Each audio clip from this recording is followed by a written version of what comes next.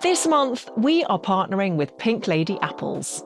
When I was a kid, I was around gay men and lesbians and drag queens and people transitioning, people getting full body tattoos. And this is in the 70s. That's why it was so upsetting when ICE started to kidnap people off of the street, people who look like me, people who are just like me, who are also all American.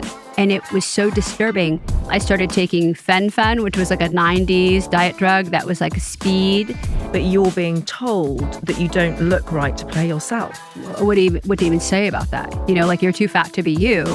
If anyone listening or watching this is going through some of the things that you've described, addiction, disordered eating, and they feel like there is no hope, what would you say to them? Margaret Cho is a pioneering comedian, actor, musician, and advocate who describes herself as the patron saint of outsiders. Her parents were Korean immigrants who moved to America from Seoul in 1964. They opened a bookshop in San Francisco where Cho says she was raised by drag queens. It was a childhood punctuated by both enlightenment and trauma, and both have gone on to shape Cho's stand-up career, which she started with typical precocity at the age of 14. She won a comedy contest to open for Jerry Seinfeld, moved to LA in her 20s, and soon garnered a large and loyal following. Earlier this year, Vogue named Cho as one of their 9 best female comedians of all time. Cho's comedy is famed for its blistering humour, fearlessness, and acerbic political insight, qualities much in evidence on her latest tour, Choligarchy. Alongside comedy, Cho has starred in TV sitcoms, appeared in films such as Fire Island and Face Off, and guested on everything from Sex and the City to 30 Rock. The latter earned her an Emmy nomination for her impersonation of Kim Jong-il.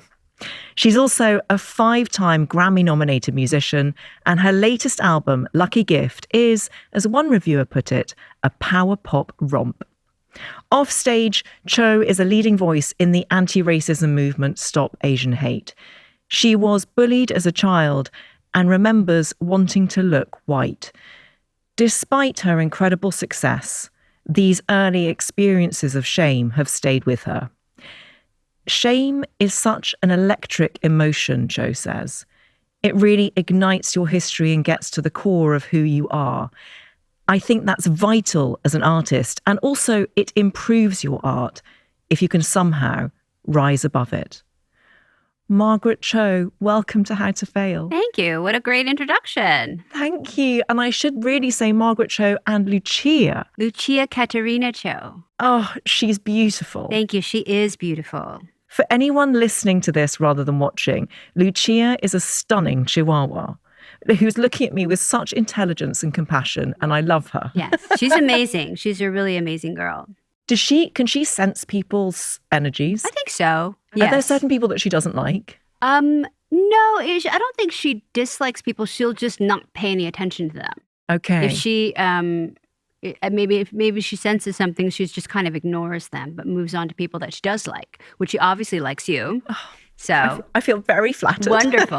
Very wonderful. I found that quote that you gave on shame riveting. Oh, thank you. It's so interesting to look at shame in that way as a kind of fuel to drive creativity and art. Are there things that still cause you shame today? Yeah, I mean, what I think might be shameful is not picking up dog poo. That's your first failure. No. I know. The other day I didn't have a bag and I was really upset. And I went back to go pick up her poo and somebody had taken it. Somebody had actually cleaned it up for me.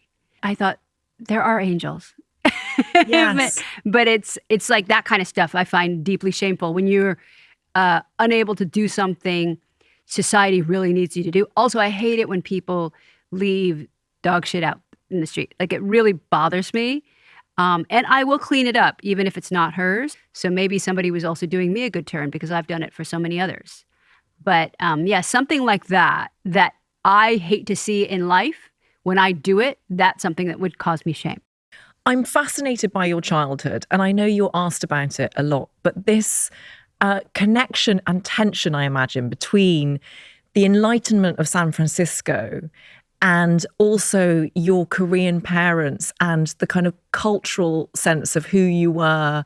And maybe there was a sense of wanting to be the quote unquote model minority and how those two things connected. Can you speak to us a little bit about that? Well, I think there were a lot of really opposing things about my family and my family going into business with the gay community in San Francisco in the 70s, because Korean culture is incredibly homophobic and patriarchal. And it's so odd that they decided to have a business in the middle of the most bustling gay neighborhood at that time in San Francisco. So I think it has to do with vanity. My father's extremely handsome and was not acknowledged as that when he came to America in 1964, because he was just an immigrant and they didn't look at immigrants as being handsome. And he was so crestfallen by the loss of that power until he went into the gay community, where he got so much attention.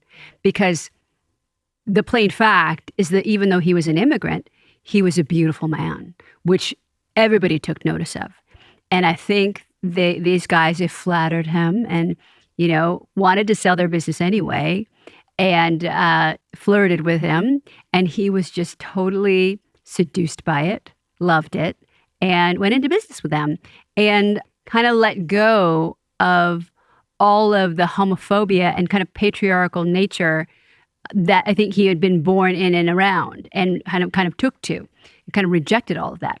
So when I was a kid, I was around gay men and lesbians and drag queens and people transitioning, people getting full body tattoos. And this is in the 70s. So this is a very different kind of time. And it was really enriching, I guess. I mean, that's probably the word for it. It made me see a few things, that gay is normal, tattoos are just like skin, and everybody is going to be okay. Hearing you talk about that childhood and now with your show Choligarchy addressing what America is in 2025, that must be a cause of personal anguish for you. It's very hard because, I was raised with a lot of the values that Harvey Milk was talking about. Harvey Milk was the first openly elected gay official anywhere. And the people that work for my father were early supporters of his. To be there for his assassination and to watch the rise after that of people overcoming that incredible tragedy. And then to see gay marriage be legalized by the Supreme Court in 2015. It was just this incredible rise that you saw. We did that. We actually made that happen. And then to see America now, where they're covering up the rainbow flag. They're actually trying to classify the rainbow flag as a hate symbol, not the swastika. The swastika is apparently not a hate symbol, according to Kristi Noem, but the rainbow flag is. It's really painful. So the show that I'm doing now is really trying to put the administration on notice. Like we're not going to take this for much longer. And I feel like comedy actually had a lot to do with getting us into the situation, with a lot of comedians signing off on what Trump was doing and applauding him just because they thought it was funny or a laugh. I don't think that any of them really seriously knew what would happen if he became president. I don't think any of them envisioned what's happening now or wanted what's happening now. But so I think that comedy got us into this, so comedy should get us out. I think that's such a sophisticated point. It might beware of the politician dressed as a joke. Right, because it's not funny. It's like the people's lives are not funny. When you're starving children, and that's a joke to you. 42 million people going without food, and that's a joke to you. Like, that's not funny. When you're separating families, when you're putting people in concentration camps and people are dying there, it's not a joke. It's not about America first. There is no America first. This is not America. This is something entirely different. And whatever your industry is, you have to apply whatever part of it to resistance that you can. So it's like a war effort. So I think all comedians were now going and working towards a greater good, which I think is really patriotic. There's this wonderful quote that you gave about the importance of humor. We are being taken over by the richest people in the world, but the only thing they cannot afford is jokes at their expense. Yeah, that's true. Oh, so good. When was the first time you realized you were funny? You know what? I still don't know if I am. I kind of just am stabbing in the dark at whatever. I don't really know. But I do know that I do think differently. And I think that is appealing to some people sometimes. So I don't know if it's funny, but I know that I have a mind that will work in a circuitous way that can be amusing. But I don't know if that's actually funny. It's hard to define what funny actually is. Let's get into your failures because I want to give them enough time. Okay. Because they're so good. And one of the things I really appreciated was the lack of context. There was just a single phrase. Yeah. And I can't wait to get into the story. The first failure is getting your sitcom cancelled. Yes. Is this the sitcom All American Yes. Girl? Okay, so tell us about how this sitcom came about. So I was lucky enough to be very popular at a time in comedy where television was really getting very successful in making television shows around comedians, whether that was like Jerry Seinfeld was the ultimate, but also Roseanne and Tim Allen and lots of different people like that. And so I was swept up in that. And because I was so different, because I was a young Asian American woman, it was really important for a studio to kind of get with me and develop a TV show. So I had a kind of an easy ride up to that point in getting the television show because they are all competing with each other. And the networks all wanted to see who would be different. And what's more different than somebody that's racially different, that somebody who's young, somebody who had a success as a comedian that they couldn't quite define, but they'd never seen it before. So they wanted to be a part of it. So I got this TV show. And then I realized, though, a lot of the way that I define failure is a personal mismanagement.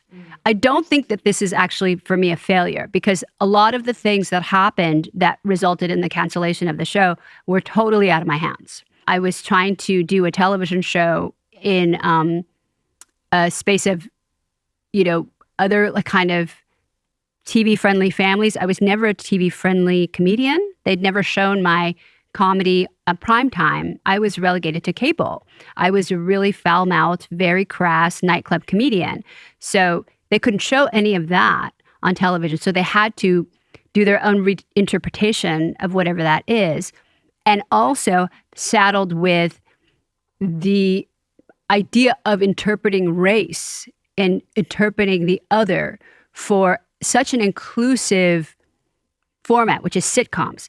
Sitcoms are often about pairing the other with the familiar, and now you're totally going with the other. So how do we explain the life of the other? And the truth is, we're not that other. We're not that different. But it was the approach that I think the network took.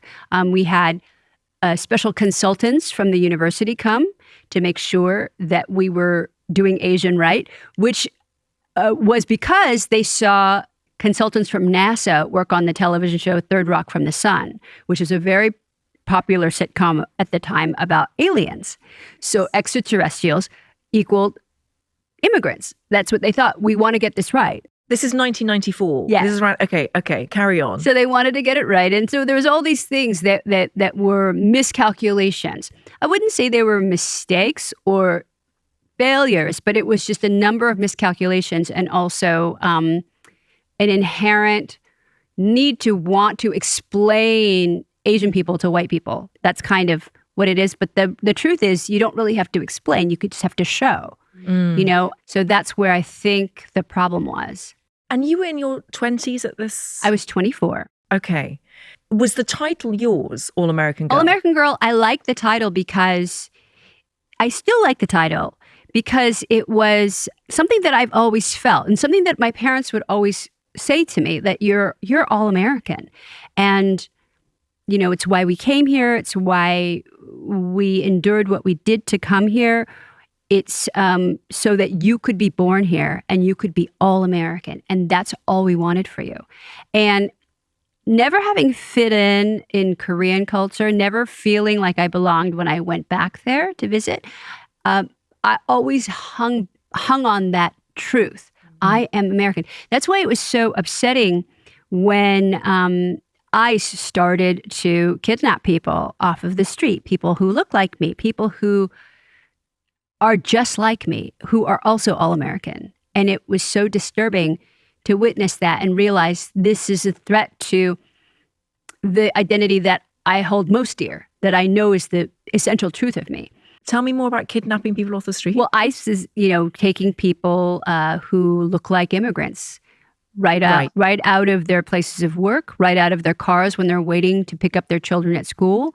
They're taking them out of the Hyundai factory as they're advising people on how to do their jobs. We're taking trained people who have emigrated specifically to educate Americans on electric cars, and they're being incarcerated, made to drink water off the floor, and these are people who deserve to be here. They're legal immigrants. So when I see that, it's really scary to me because I'm like, well, what does then all American mean at all? Yeah. I just wanted to take a second to interrupt and tell you about something very important in the shape of a pink lady. Now, I'm always on the move, whether I'm recording this podcast, going to meetings with my agent, or out and about on my book tour. So I often struggle with finding a healthy snack in the middle of a busy day. Grabbing something sugary or salty is easy, but it's rarely what I actually want in that moment. That's why I reach for a pink lady apple. It's the quick, feel-good boost that brightens my lunch break and makes the whole day feel a little lighter. Crisp, sweet, and bursting with juicy crunch, a pink lady apple turns an ordinary lunch into a moment you genuinely look forward to. Find your fizz and liven up your lunch with pink lady apples. Add a packet to your shopping basket this week. Before we get back to the sitcom, I'd like to talk a little bit about that notion of being American, but also being made to feel other at school. So I mentioned briefly in the introduction that you were bullied at school and that you wanted to be as white as the American actress Lori Loughlin. Yes. I mean, poor thing. Talk about how to fail. I know. What an awful experience she went through. Yes. But what was that experience like for you at school? Do you think you still carry that pain? Yes, definitely. You carry the otherness with you as a kind of it's residual suffering that's still there, and it existed out of kind of being raised by television and never seeing a reflection of yourself on TV. So then there's always a feeling of not belonging. Like there's always a feeling like I wasn't meant to be here, even if it's subtle, even if it's unconscious. You go around the world feeling invisible. So, for me, it was like learning to do comedy and learning to tell my story was a process of when Claude Rains in the movie The Invisible Man, he actually, to see himself, he wraps bandages around himself so that he can be seen. So that was sort of me like learning to develop a comedy act so that I can learn how to be seen, because I'd never seen anybody like me doing what I was doing. So I had to literally create the possibility of it in my mind. And, that's what it is, like wrapping something around my invisible form to take shape. What a metaphor. Is it true that your school bullies turned up once in the front row? Yes. Yes, it happened a few times. And they bought like special meet and greet tickets. And it's happened over the years, quite a few, because I've had quite a few bullies and I've had quite a few experiences or people who reach out on social media and want to say hi and do you remember me? And I never answer. I always say, no, I'm so sorry. I don't want to acknowledge them, even though they've lived in my memories in a horrifying way. I also don't want to validate that. Well, they made you feel invisible, so you're giving them invisibility back in a way. Right, totally. So it's kind of a fair exchange, yeah, but it's also funny. Let's go back to All American Girl. So you make this sitcom, it airs, what happens? Well, it was really not very well received by critics. Also, I got a lot of criticism for being too fat, which was not something that I had really thought about even. I mean, I had always been fat, like I just was. And I kind of accepted that. But being a comedian, I thought it didn't matter. You know, you could just sort of be fat and it wouldn't make a difference. And I was shocked to realize suddenly it did make a difference and that I had to lose a lot of weight. And so I became very focused on that. And I started taking Fen-Phen, which was like a 90s diet drug that was like a speed and a downer at the same time. So it was like, it's outlawed now because it killed people. But I loved it. I lost a lot of weight really quickly, but I became totally focused on losing weight. That became my goal rather than writing, rather than working on helping the writers. I actually wasn't even allowed in the writer's room. So it was more like I couldn't write on the show, but I could help them or try to guide them. But we also were in such different genres because I'm a stand-up comedian and they were trying to write family sitcom comedy. So it was really difficult. Was it the studio who was making you lose the weight? I think it was a combination of the, comments that had been made in the press, also the tabloids, which were making up stories and writing up like articles about the Chow Cho diet, which they had like an Asian themed diet that I had gone on supposedly to lose weight because it was imperative, and it had like lots of rice, but it was very it was very distressing. I didn't realize that my fat was going to be such a huge problem.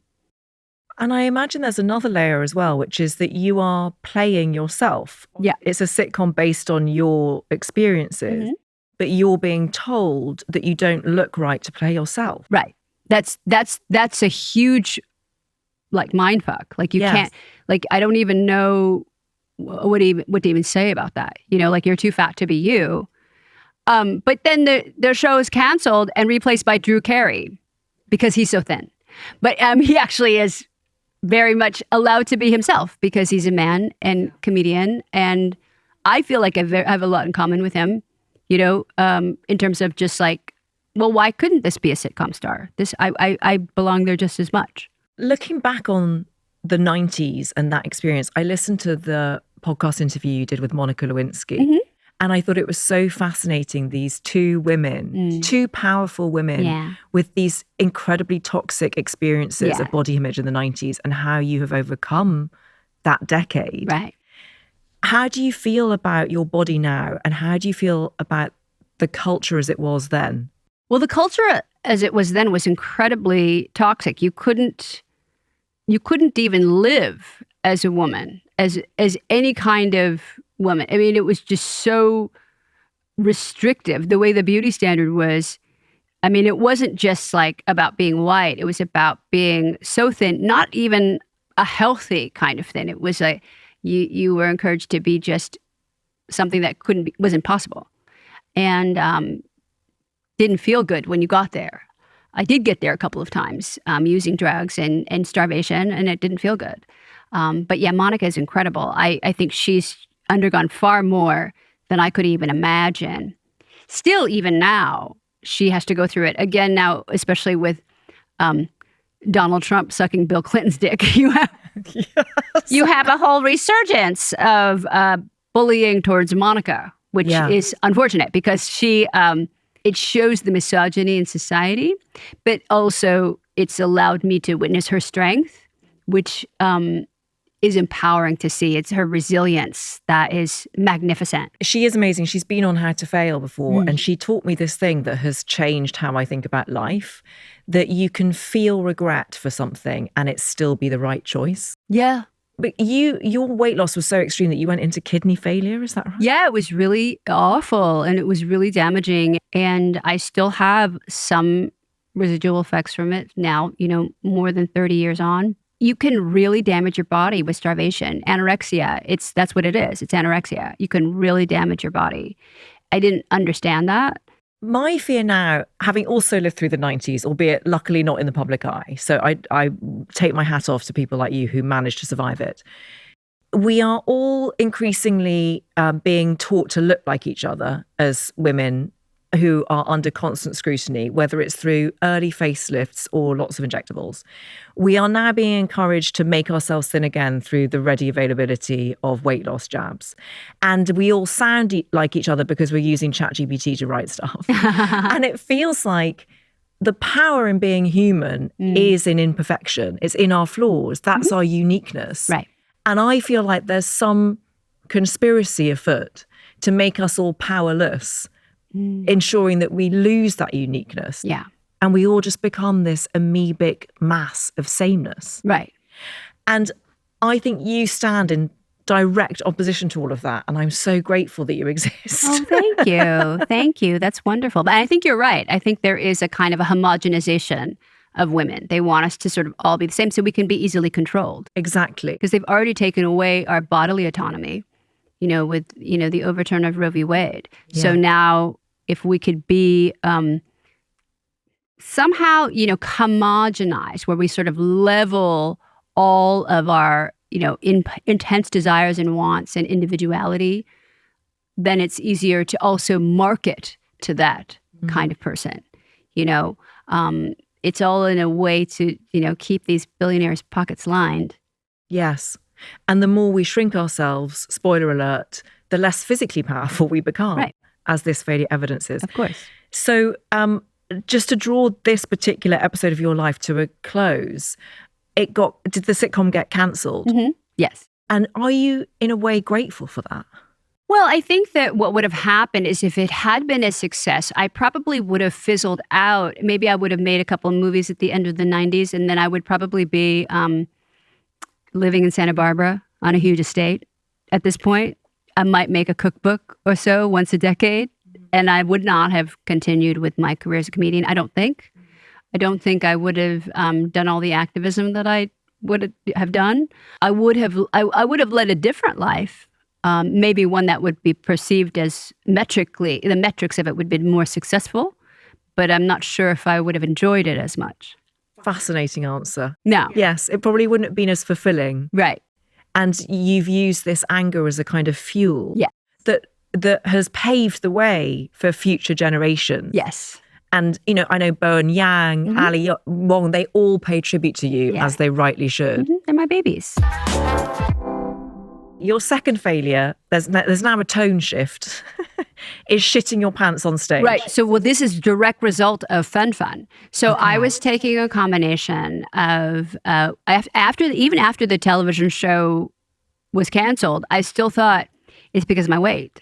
It's because of my weight, and I've got to figure out how to get down. And then they, had outlawed Benven because it was killing people. And then so I had to find another drug because I can't possibly do it with diet and exercise. That's too hard. That sort of mentality was, in my head totally. So I started taking all these weird drugs. There was also foods that would move food through your body quickly, like Olestra or Olean.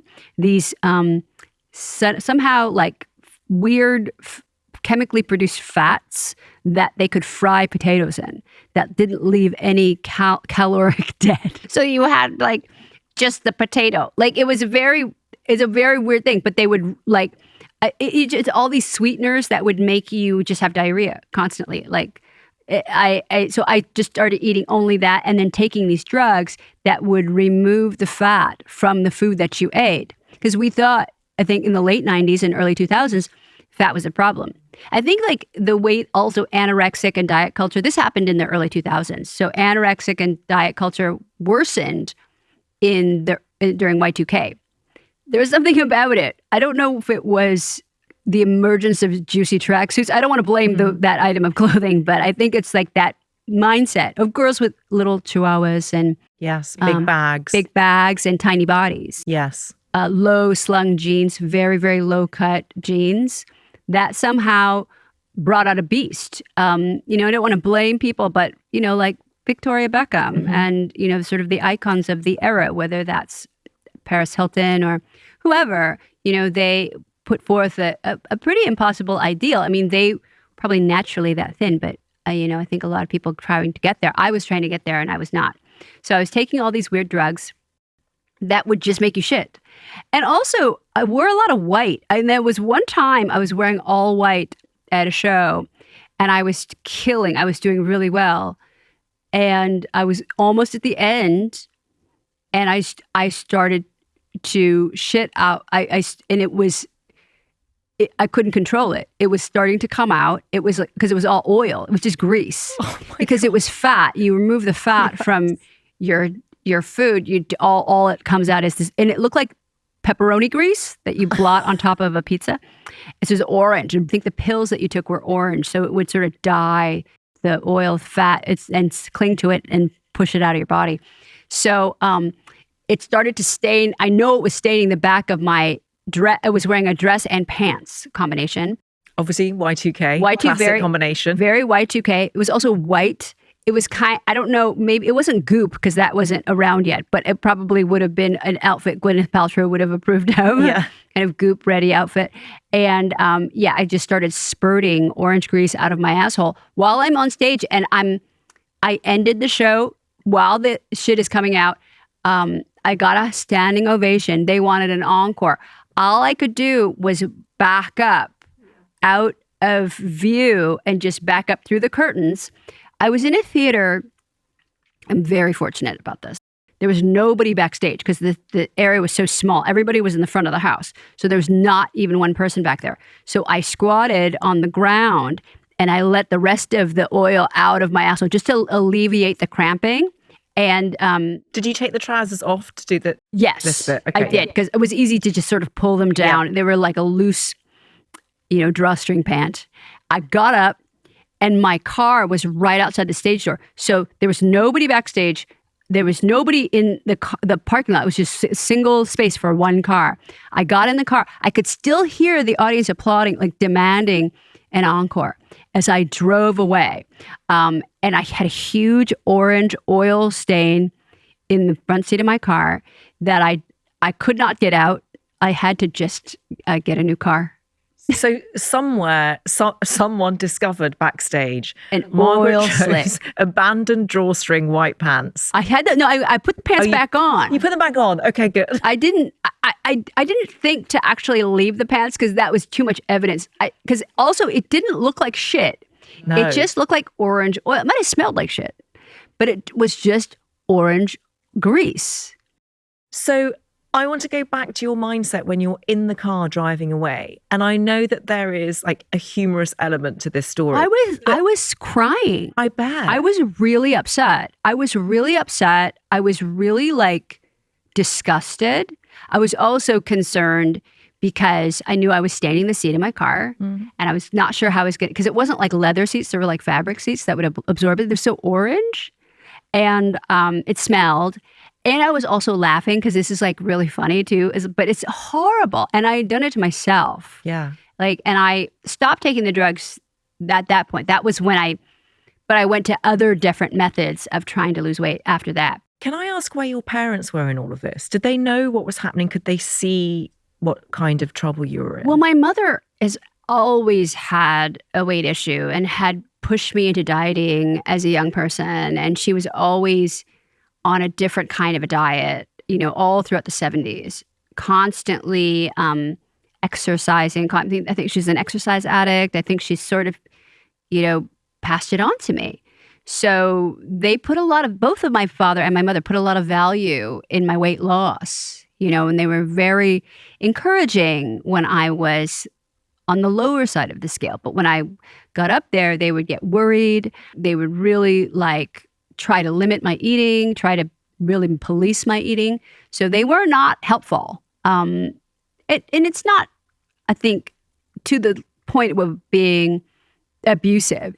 It's more like health concerns. But also when you already feel so concerned about your weight, anybody who says anything, it's a huge thing. Like anybody who says anything, it's just, you're so sensitive about it. How did you get help? Did you get any help? I went to therapy. I did a couple of things. I did actually go to some 12-step recovery around my eating.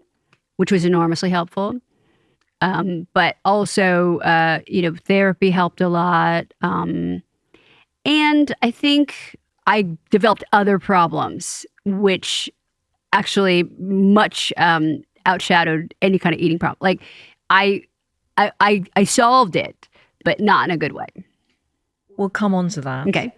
I wonder if I could ask you something, and please tell me if this is too intrusive or you don't want to answer, or too inelegant in terms of the leap that I'm making. But I know that you are a survivor of childhood abuse. And I wonder if there was part of how you felt about yourself turned you into your own abuser, because that felt familiar in some way. Yeah, I think that's true. I think that's really valid because that's what happens. Because when you are raised in an environment of abuse, you find that familiar and actually comforting. That's actually your normal. So then you end up seeking it for the rest of your life. Even though you vow that you're not going to, it's insidious, and it'll come in areas that you don't expect. And for me, it's eating a lot. I don't know if it's so direct as a lot of survivors say that they had put on weight in order to put off abusers. I don't know if it's as well thought out for me as that. I don't know if I consciously put on weight in order to become unattractive to my abusers. I'm not sure if I thought that through all the way. For me, food was just always a comfort and a kind of escape. I don't know if I was escaping the damage of abuse. Maybe. It didn't feel like that at the time.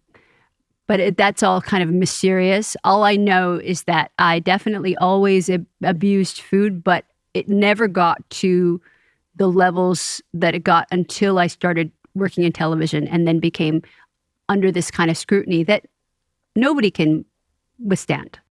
Looking back now at the abuse that you suffered in your childhood, but also I would argue at the network with your sitcom, how do you feel towards the abusers? Because the way you speak about it is so calm and enlightened and eloquent. Do you feel forgiveness, or is there rage? I feel a lot of forgiveness because a lot of it is, well, towards like sexual abusers in my childhood, I don't feel really anything. I'm pretty neutral about that. Like, I don't feel like I need revenge or anything like that, because I think being an abuser in itself is a revenge. It's like your own hell. I don't know what caused them to want to do that. And I don't care to make excuses for them, and I don't care to revisit why they did what they did. But I'm pretty neutralized over them. I mean, if I do feel anger and had felt anger for a long time about that, but I've been through so much, I think, therapy and also, just personal work to get to a place of neutrality, just because that anger is so corrosive.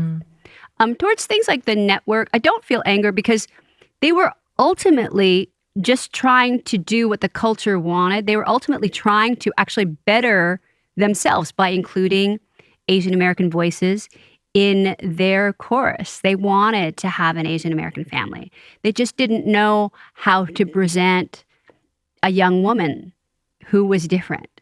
And they were trying to make me more palatable for their audience. It's not with malice. They weren't doing any of this with intention to hurt me. It's just that I took it and ran with it and hurt myself with it. Thank you so much for sharing that. Of course. Your final failure is abusing drugs and alcohol. That's the thing that I sort of got over my eating disorder with, which is not the way to do it, with drugs and alcohol. I learned from another very famous actress that if you did a couple shots of tequila on an empty stomach, it would kind of upset your stomach, and then you wouldn't need to eat for the rest of the day. So that kind of set me off on a little adventure of like, oh, okay, well, why don't I just try this? And then that sort of mix included kind of different combinations of drugs. And in that, things got really bad. And it wasn't all bad all the time. Like, I had like kind of quite long periods of sobriety in there. But then when things were really bad, I got to a place where I didn't know if I was going to survive and kind of didn't care. So it was really bad. There's this thing you said that the thing about opiates is that it's not really a high, it's a removal of caring. Yeah, you just don't care. Like it's a pain reliever, I guess, or a painkiller, but it doesn't kill the pain. It kills your impetus to remove the pain. So you're just able to live with it. You know, that's kind of what it is. It's not anything that deadens your sensations. It just gives you the ability to carry on with them. And I think that's the big lie of what opiates are. It's such a terrible thing to put in your system over and over. So much of it, you know, of course people need it, and of course people need it to survive, but I was never using it to live. I was using it to die. Are you still in your 20s at this point? I was in my 30s to 40s to I got really serious about my sobriety when I was about 45. Okay. So yeah, I've been sober since then. So yeah, off and on from the 20s. I've always been interested in drugs. Yes. But I never had a beast on my back. I never had a monkey on my back until I was in my 30s. Can you tell us the shower curtain story? Oh, yeah. So I had taken all these drugs and I was super, like, just out of it. And I don't know what had happened. Like, it was a hotel room. And I woke up hanging from my shower curtain rod. And I was hanging by my neck. I had hung myself. I wasn't even upset about anything. I hung myself in the middle of the night and I woke up hanging hanging. And I was hanging there. And then the shower curtain started bending. So I'm like, oh shit, I'm too fat to kill myself. I should get down. I'll try again when I reach my goal weight. But it's like, what? I don't even consider that a suicide attempt because what is that? That's not, I didn't even know I did it. And it was because I was high. I didn't know. That's so weird. And I still don't know why, but after that happened, I didn't tell anybody that happened. I didn't even tell myself that happened because I was like, no, no. I didn't tell anybody that happened for years because if they find out, they're going to make me stop drinking and doing drugs, and that's something that I cannot do. That's the one thing nobody's taken away from me. Nobody's taking that away from me because if you take away my ability to drink and do drugs, you're taking away my ability to breathe and eat and sleep and live. You cannot take away the one thing in my life that makes it worth living, which it wasn't even worth living. It was like, I just was trying to just stay afloat. But yeah, I didn't tell anybody for a long time until much later, after I'd gotten sober and was trying to explain to people, this is probably bad. And that people were really shocked. Like, what, like, who would do that? I don't know. I've never heard a story like that. You didn't even tell yourself. I think that's such an extraordinary phrase. Yeah, because you don't want to know. Because if I know, I'm going to really stop. There's a part of me that will try to stop myself. Because I want my best interest. I have my best interest at heart. But you can't even tell yourself when stuff like that happens. This is where I'd like to read another quote of yours, which I think is so profound. Humor is really hope. Humor and laughter is the intake of breath, which is the preservation of the body for the next moment.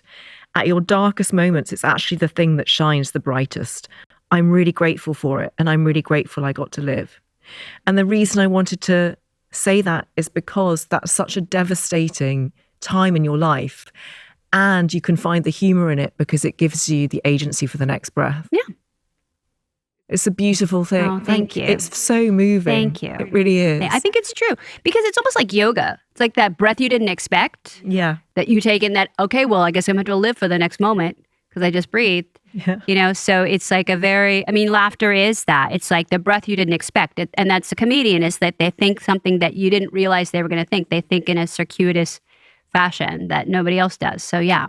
So how did you get clean? I think your friends did an intervention, is that right? My friends did an intervention also because I was living with a man who was incredibly abusive and I'm sorry. It was very destructive and it was a terrible situation. I would go on, if I ever tried to leave him, he would, I went to go do a film and he sent me a photograph of a bunch of pills in his hand and then turned off his phone. And, we lived in a couple of different cities, so I wasn't sure what city to call emergency services to. I'm like on the set of a film and trying to remember my lines and do stuff. But I was like, oh, okay, this guy's dead. And Corinne Bailey Ray's husband had just died. And I thought, oh no, because then I'll be defined by this man's death. Yeah. And I will never be able to participate in public life again, as I sort of perceived that's what happened to her. And I was just so scared that was going to happen to me. And so he would hold me hostage by threatening suicide and all this stuff. And so I was just doing drugs and drinking. I'm trying to break up with him by dying. That was my solution. And my friends, who were so loving, so amazing, basically just kidnapped me and took me to a house, and everybody was sitting there crying with letters, and I knew the jig was up. And they took me to a facility, and I stayed in an institution for a couple of years, also to hide from this guy. They were able to finally get rid of him. He had barricaded himself in my house, and they had cut off the electricity and the water trying to get him out. He wouldn't leave. And finally, the police came in, guns drawn, and they go into my bedroom, and there was a mannequin of me with my clothes and my hair, like my wig, laying there. And they thought, is this a dead body? Did he kill her? Or is this him laying in wait like a serial killer? It's serial killer shit. What? And then, wait, was that mannequin his? It wasn't one that you'd left behind, or it was just something that was there. That's so it's serial killer. It's very serial killer. So and he was gone, and he hasn't been seen since. Oh, he actually has shown up at a show a couple of times, but he's been ushered out. I haven't seen him since. But it's like a very it's a very disturbing thing. But when you're impaired, when you're drinking and using drugs, you allow people in your life that have no business being there. And so, part of the intervention had to do with getting me to a safe place where I wasn't going to be abusing alcohol and drugs, but also so I would be out of reach of this person. What was that experience like for you, being in the facility? How hard was it? It was great. No, I really thrive in an institution. I'm meant to be hospitalized. I really love it. I think it's so fun. I think it's just beautiful. And I was in there with a lot of famous people who died. The most beautiful, talented, wealthy people in the world who had everything to live for didn't make it. And so I'm like, oh, well, I guess I should take this opportunity and live. That was really tragic, but also shows the severity of the disease of alcohol and addiction. Mm. You don't care about what you have to offer the world. You just care about doing this one thing. And how do you keep on doing that one thing day to day? Well, I really enjoy my life. I have a good time. I love my animals. I have many cats. I have a beautiful home. I love my work. I do lots of different things every single day. All different aspects of my life are satisfied. Just I use different aspects of my personality and my body and my mind to work, and it's really fun. So I don't have any of the difficulties that I did. Also, I realized at this time in my life, I'm just meant to be happy, because it's I work so hard and I should just feel good now. So I do have a good time most of the time. You're in your 50s now. I'm 56. I could not believe it when I found out your age. I honestly thought you were in your 30s. Oh, that's nice. Visually, even though I know you live So how are your 50s? Really good, really good. I have a really good time. I just enjoy my friends. I'm in a very big recovery community. That's really important. So I spend a lot of time there, and I talk to a lot of people every day. That sort of serves as my social life and kind of to some extent my therapy. I've been through a lot of therapy, but I'm not currently in it right now just because I've had a lot. I've had a ton. So I spend a lot of time on my spiritual life. I have a meditation practice that's very strong, and many, many friends, and just a lot of work that I do on myself. Tell me about your animals. So Lucia, who has just been looking at me with such perception throughout this interview. She's so loving. She's so loving. I have 3 cats. Sakura Kaur, who is a deaf sphinx. So she's pink panther. And I have another pink panther her name is Sarang, which is love in Korean. And I have a Laikoi, who's like a werewolf. He's a werewolf cat. His name is Uju. That's universe in Korean. Okay. And they're my whole world. If anyone listening or watching this is going through some of the things that you've described, addiction, disordered eating, and they feel like there is no hope, what would you say to them? Oh, there's so much hope. There's so much hope. First of all, get rid of the most difficult thing, whether that's disordered eating, whether it's undereating, overeating. Try to get some clarity on food. That's a really important thing. We need food to live, but it can be abused, and both over and under. It's really hard. It's about healing your relationship with food. It's very powerful, very important. And with drugs and alcohol, you have to just remove that thing, remove what is killing you, and then find out why you want to drink and use drugs in the first place. And then you'll solve a lot of problems. It's not easy, but it's simple. If you just remove the one thing that's really, really making your life hard, and then kind of oversee what's going on. Don't be too overwhelmed by the problem. Just try to remove that one thing, and then it'll make things clear and you can move on. It's really important, because now I see all of the stuff that I've been through as a gift, because it's allowed me so much variety. And like when I talk to people about my life, and people are very interested, but also I love to draw from my life, my work, like my writing, my comedy, my music. All of this comes from my experience. And so the more deep work that you do, the more pain you've endured, the more you can share with the world. It's like that with the kintsugi, when they break a pot and they mend it with gold. Now I'm like all veined with gold because I'm put together so magnificently with gold. I cannot think of a more beautiful note to end on. Wonderful. You are threaded through with gold, and we are you. so grateful for you. Margaret Cho, thank you for coming on How to Fail. Thank you. And thank you, Lucia. She Thank loves you. Oh my gosh, I love her. Please do follow How to Fail to get new episodes as they land on Apple Podcasts, Spotify, Amazon Music, or wherever you get your podcasts.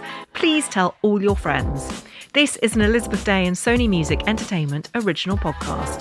Thank you so much for listening. Thank you so much for listening and watching. All episodes in January are brought to you by Pink Lady Apples.